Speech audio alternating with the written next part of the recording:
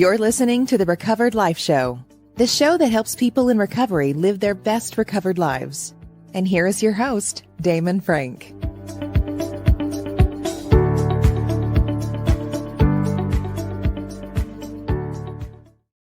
And welcome back to the Recovered Life Show. Look, we all know the holidays are here, and here comes the drama. So I'm bringing on one of my favorite counselors today with us. Welcome back to the show, Kyle Miller, who's a licensed clinical professional counselor and also a clinical trauma professional from Nexus Counseling Services. Welcome back, Kyle. How you doing? I'm good, Damon. Thanks for having me back. Oh, thank you so much for being on the show again. And look, 'tis the season right now. We're in the middle of it. And the drama starts for a lot of people who are in mental health and addiction recovery. And I'm so glad you could join us today because, man, we are going to ask you some really great questions because people are worried about this. I just got to start off. What's the deal that brings out all the drama with the holidays? Why does this intensify so much? Yeah, that's a great question. And I would imagine that it's probably, different for every family. But we know everybody's a little stressed at this point in the year because we're all getting ready to be around family that we're not normally around, right? Your extended family is going to be around, or you may be around family that you don't even see all that often. So the tensions are just naturally raised a little bit higher. And I think it also, one of the things that I tell my clients and everyone that I talk to is that it's hardest to heal in your family of origin and your family in general because you're so emotionally invested in them and you're so emotionally invested in that being a good place. And also, you kind of go back into the patterns of the family. So it's the pattern that you came from, and now you're going back into it. If you've begun your own recovery or your own healing, it starts to look different, which can actually make it harder. Yes, yes. I think now we talk a lot about on Recovered Life about awareness, about, becoming aware and then becoming willing and then taking action. And I think so many people in recovery, especially early recovery, are aware that maybe there was stuff going on in their family that might not totally be healthy, but they can't, and they have these expectations that everybody's going to be in the same awareness that they're at. And that's just doesn't happen all the time. Yeah, absolutely. You and I were talking a little bit before we started about how when you go back into your family and it's like, wait a minute, why do I feel different now?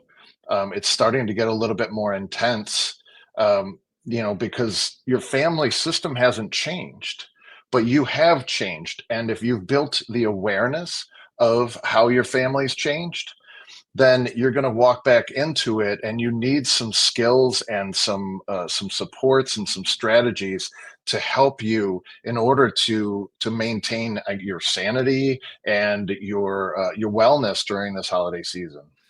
Absolutely. And that's why we're so glad that you're here, because I think people need to check in and find out actually what's going on with them before they try to get into these situations, and it's so dangerous, especially for people in early recovery, because they can go, well, without a brake pad, it's metal to metal with the car. And the next thing that they know it, they're, drinking or using, and that causes problems. But I have to ask you the big $1 million question here, because I hear this from a lot of people that they don't catch the signs that drama is on the way, right? They just don't see them. They don't see the signs. What are some early warning signs if people are into this, right? They're meeting with the family and friends. What are some of the early warning signs that things might spiral into drama or conflict? Yeah, that's a really good question. I think that is a $1 million question. And building your own awareness of all of this is so important. And I think it's even more important for all of us to, if you're going into a family system that is really challenging for you, it's important for you to prepare before you actually go into this environment. almost assessing like what level, who are the people that are safe for me, who are the people that are going to, cause a little bit of rift. People want to talk about, like, or if they're just someone that's kind of pokes fun, or like really assessing where are, and I'll be a little bit open with you. For me, it's my brother and my dad. I always know that I have to go in and be prepared, because they don't have any empathy or understanding of my life circumstances. And so they just treat me as though I was always treated growing up, which is a huge trigger for me. And so it's really important that we're all preparing to go back into those environments. And like, if you've got a cousin, like, oh, this cousin feels really good, even setting something up with them up front, right? Hey, I may be hanging around you a lot tonight, just to make things feel a little bit better for me. Or having someone, if you're in recovery, having someone who is a safe person for you to that, like, as a sober friend, right? Or bring someone with you, whatever it really takes. I think I think too is one of the things that I felt early on when I was around people necessarily that were still going through their own issues. And I had recovery, Kyle, and I remember that certain events were super draining. Mhm. And I would feel almost like emotionally hungover in the morning. And sometimes people didn't do anything wrong. It's not that they were confrontational or there was anything. It was just that there's a lot of like internal conflict or things that are not said. And you also tapped into this whole thing about these roles, like you're talking about your family, that you play a role. And Yeah. how important is that? Because I think we have the expectation sometimes that you have to, I always say you have to meet people where they're at, Hmm. because they might not change. They might always look at you like that. That just Yeah. because you're in recovery doesn't mean that dynamic is necessarily gonna change.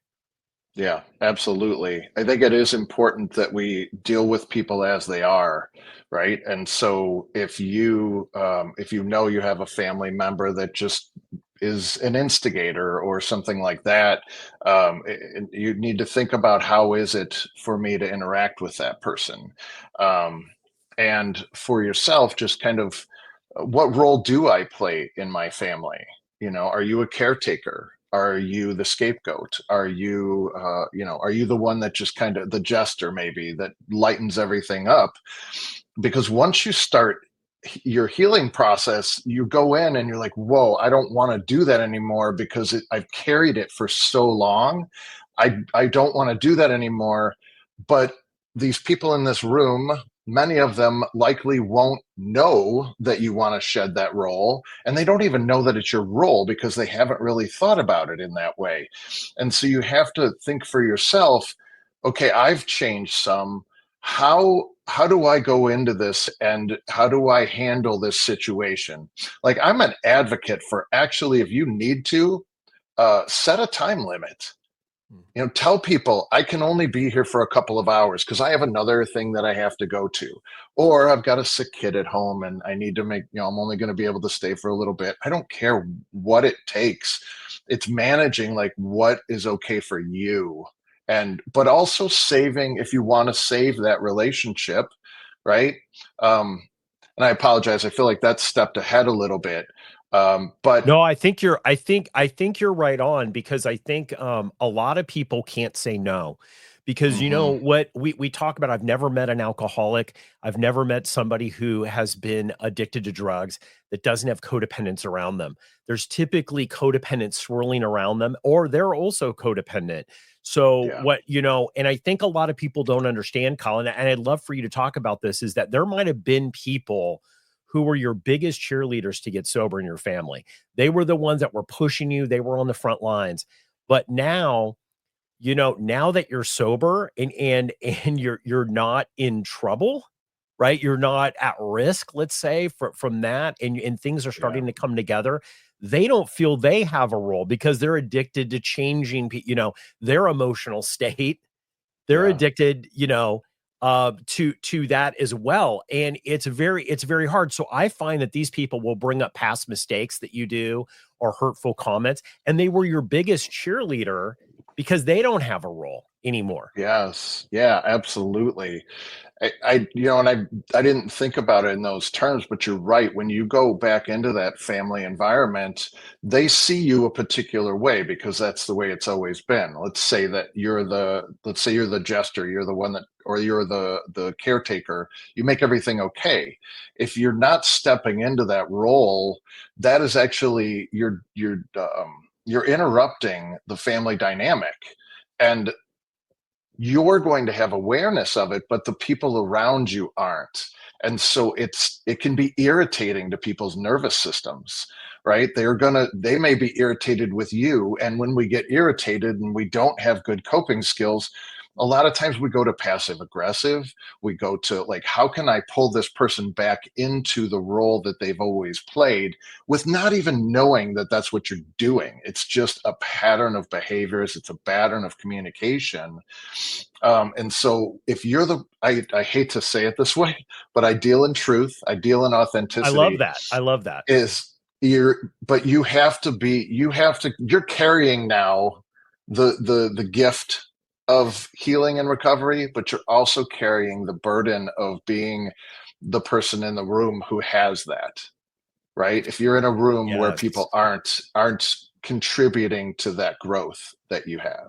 I love this. Now, we're going to take a quick little break from our sponsor, but when we come back, Kyle, we're going to dive in, and I want to go really in about how to actually do what you just said, because that is, it all sounds great, kind of until you actually have to do it. Yes. Then you're in the middle of it and you're like, oh my God, I am sucked into the drama here. So when we come back, Kyle is going to drop some really great nuggets for us about how we actually do this, how we set boundaries, how we communicate, how we can actually reduce the drama and start having some fun this holiday season. We'll be right back after this quick message.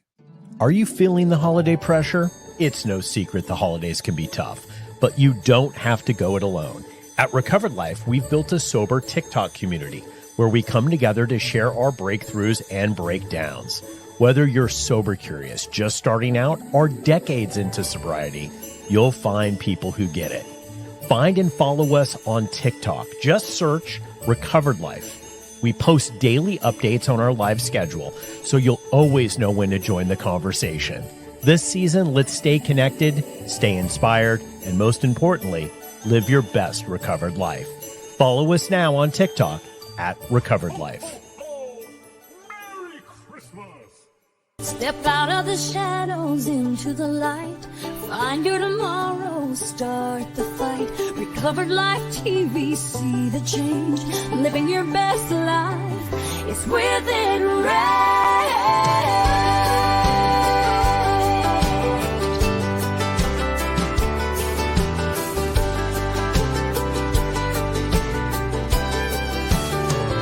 Visit recoveredlife.tv today. You're listening to The Recovered Life Show, the show that helps people in recovery live their best recovered lives. And we're back with Kyle Miller, licensed professional counselor. We're talking about how do we reduce this family drama. Before the break, Kyle, we were talking about all of these things that it sounds great. Like you can rehearse them. And you can do this in your mind, but then when you get there, it's like a whole different. It's like being a football player. You've never played football. You're running on the. It's like I went over it in the locker room, but now what do I do? How do you do this? How do you go from someone who never set healthy boundaries to actually setting these healthy boundaries? Yeah, that's a great question. And the first thing I think is expect it.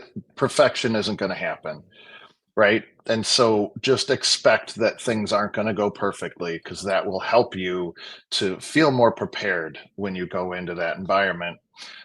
So first, starting off, I would say it's really thinking about, and we started talking about this a little earlier, is preparing. Get yourself ready. Who are my safe people in this environment? Who are people that are going to trigger whatever comes up in me? Who are going to people that are going to take care of my growth and my my recovery? Or who are people who may be triggers for that?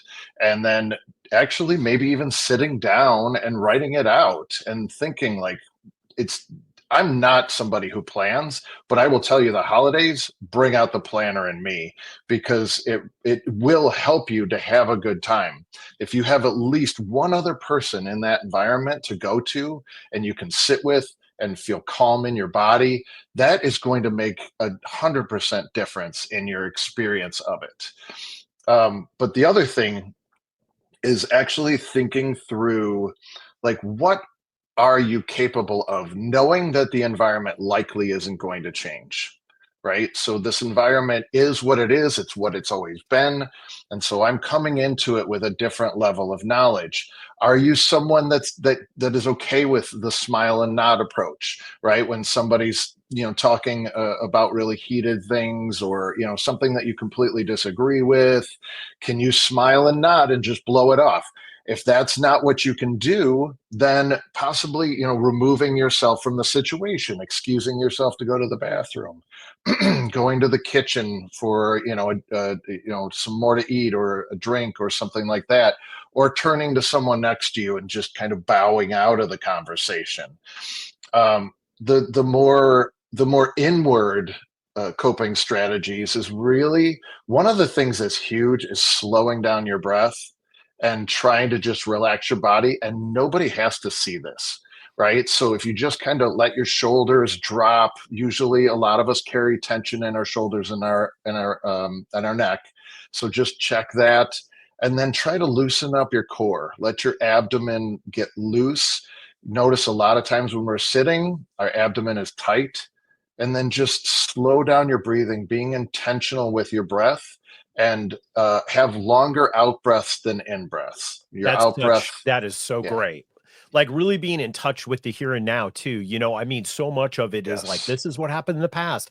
This is future tripping, right? Like we're not in the here and now, comfortable in the here and now, which is what recovery is all about, being comfortable in the here and now.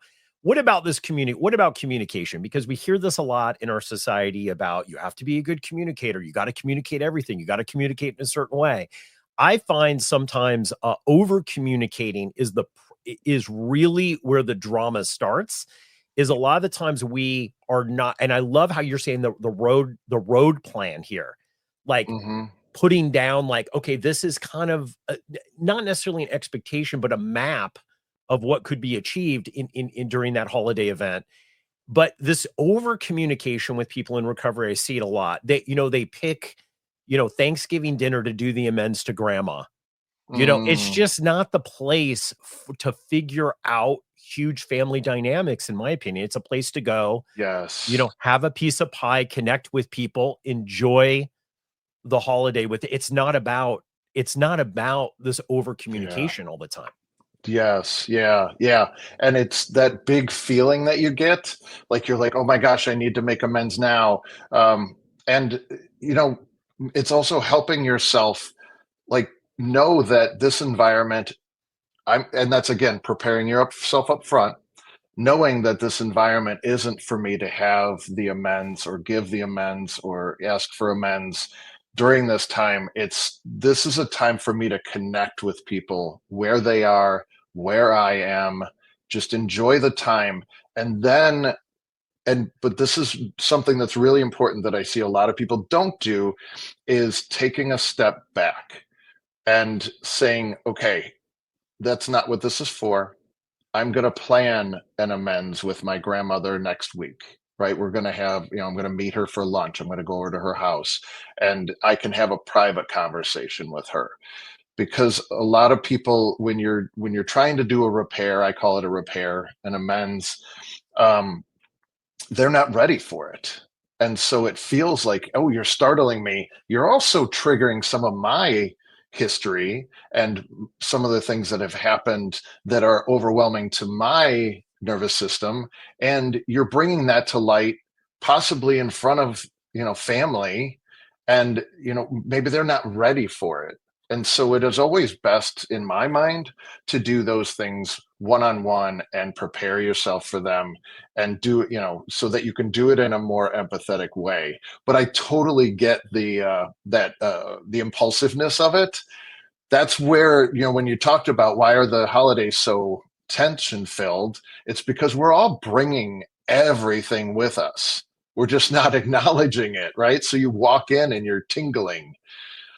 Absolutely. Instead of enjoying the moment and catching up with people, we do a thing with recovery this week, Shauna McKenna Vick and I, who's an interventionist, and we talk about our own recovery, and we talk Mhm. about this, and we're talking about setting these new traditions. And, Yeah. so many people that are in recovery or even have, something that they're dealing with with mental health come from family who also have that. So a lot of the times there is a tradition of drama. It's like, Mhm. Aunt Betty's gonna, turn over the casserole at the end, and, Uncle Stu's gonna run out and huff, right?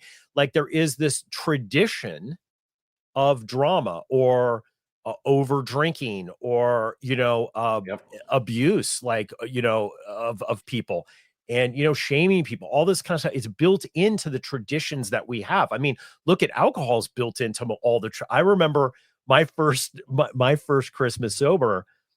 I realized how many traditions were like, oh, we're going to have this drink at this time and this drink. It was embedded. Yeah. So we were talking about Mhm. new traditions, and she was talking about how she like wrote down a plan and said, you know what, this time I'm going to spend a half an hour with every single person in my family over 2 days and really ask them in depth, not just Mm. how's school going, how's work going, how's the weather, really find out something that's going on with them that they're interested in so she could have that connection with them.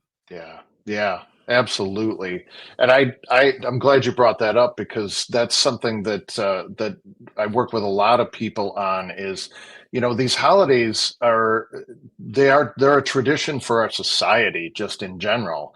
And uh, but do we know why we're participating in them? And do we have choice in how we're participating in them?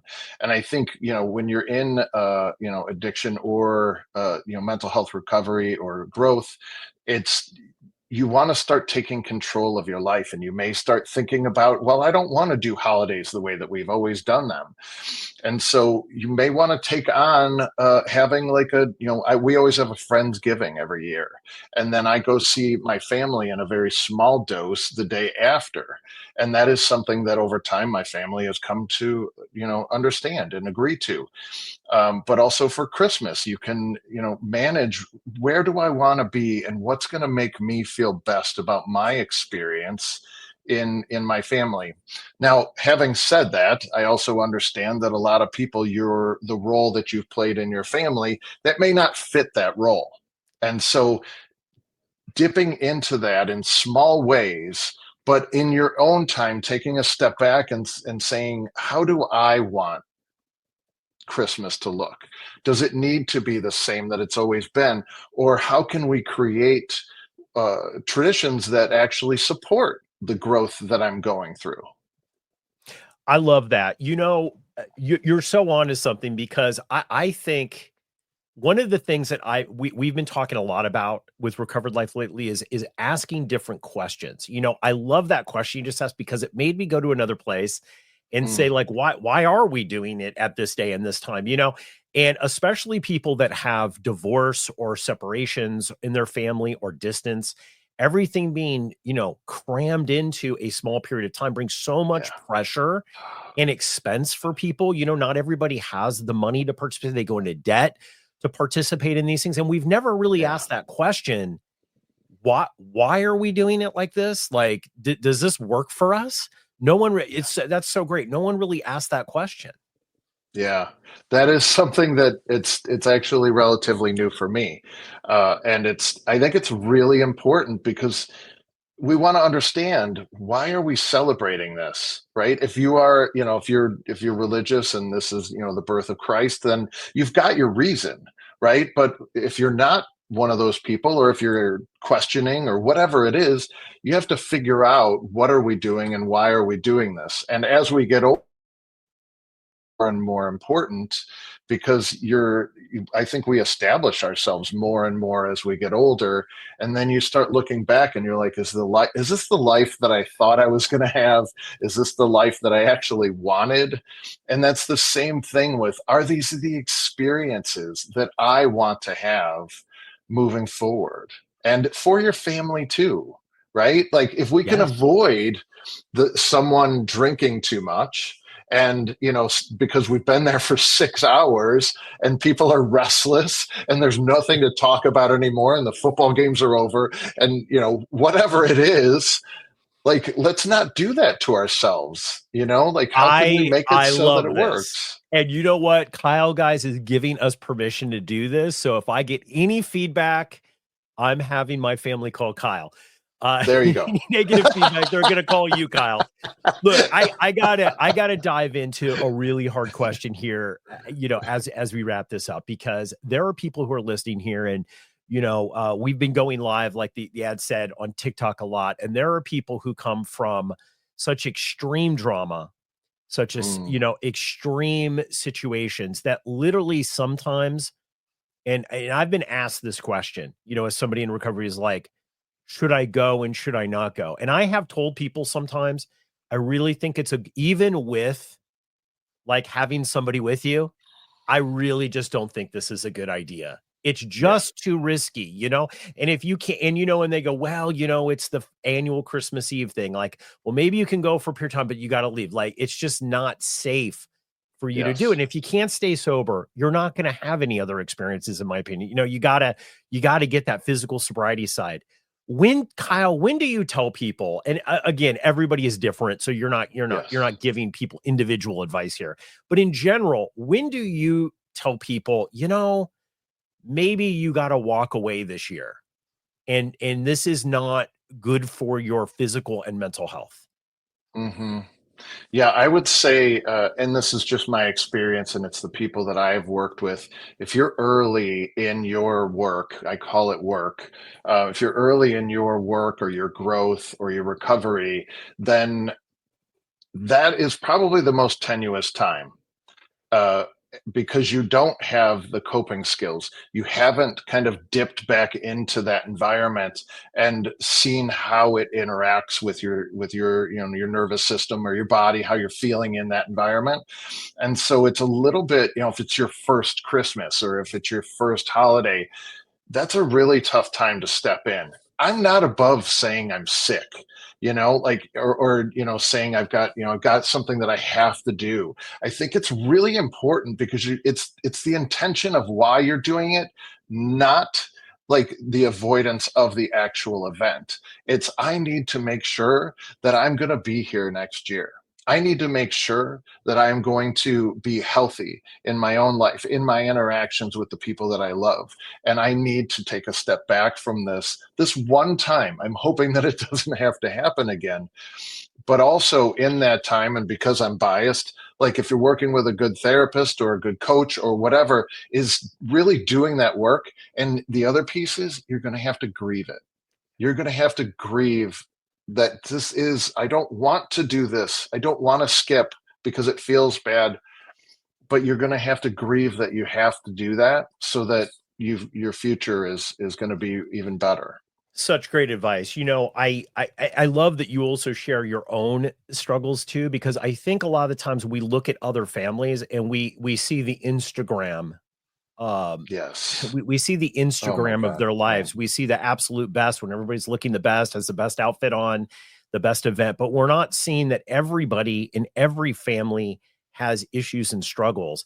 And this whole idea of self-care, Kyle, about how you have to put your oxygen mask on first.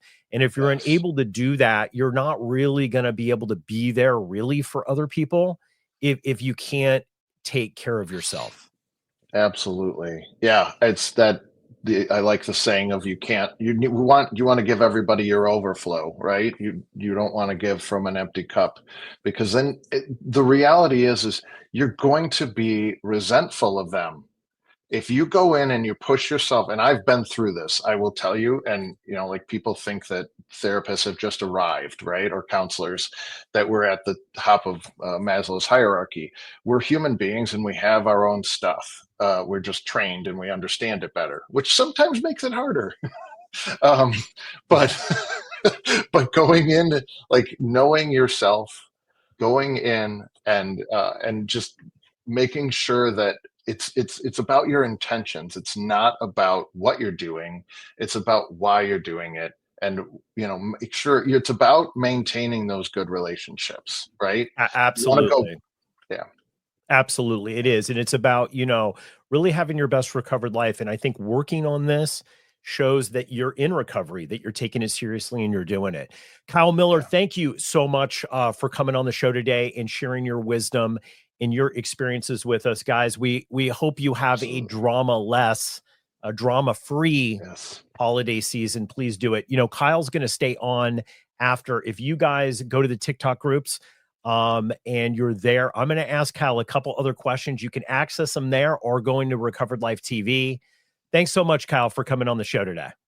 Yeah, thanks, Damon. This has been a lot of fun. I'm really glad to do this. I shouldn't say fun. It's more, it's very heartening to be able to support people in this way. So thanks for having me on. We appreciate you. And we're going to put links all about Nexus Counseling Services and Kyle in the show notes, guys.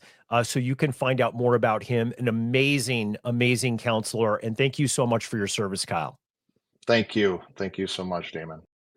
Hey, if you like this episode, think about supporting us by becoming a Recovered Life Plus member.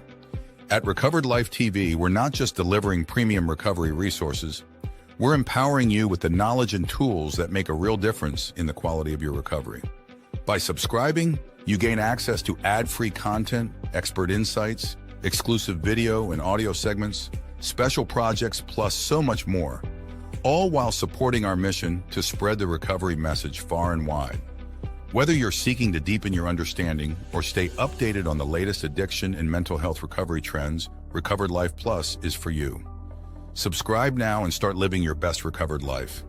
Just go to recoveredlife.tv and become a Plus member today.